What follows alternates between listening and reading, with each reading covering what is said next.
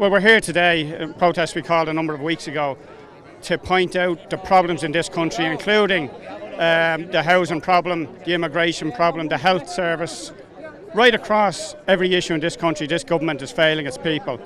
We have well over 10,000 people here and we haven't even started.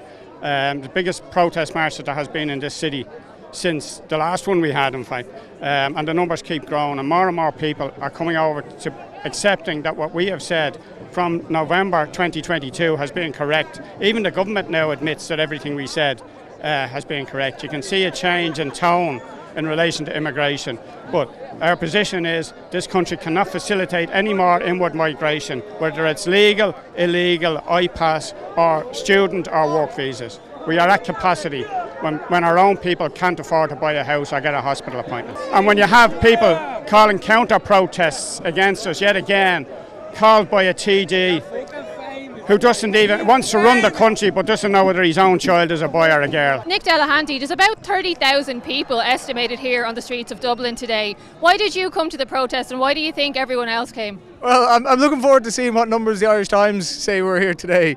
They might say it's less. I hope they cover it. I hope the 6-1 News and the 9 o'clock news cover it at all.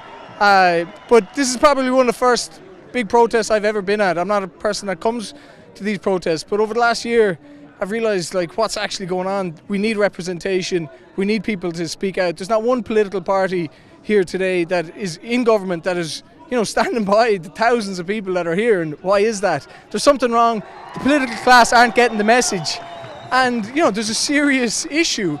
And we just need to highlight it, and that's why I'm here today, to draw attention to it. There's so many people here. It's the most peaceful thing I've ever been at.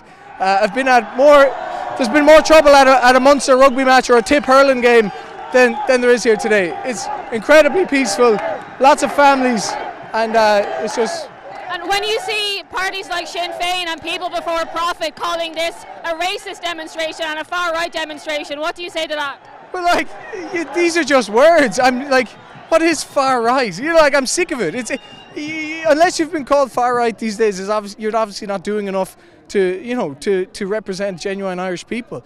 These are just words that have been weaponized against people. And look, if you want to call us all what you want, go for it. But over the last year, I've been calling out facts, figures, delving into budgets, looking at scandals, and it goes nowhere. No paper. No media organisation apart from yourselves are picking up this stuff, and the public it's now obvious to the public. Why are they not reporting on these obvious, very public interest stories?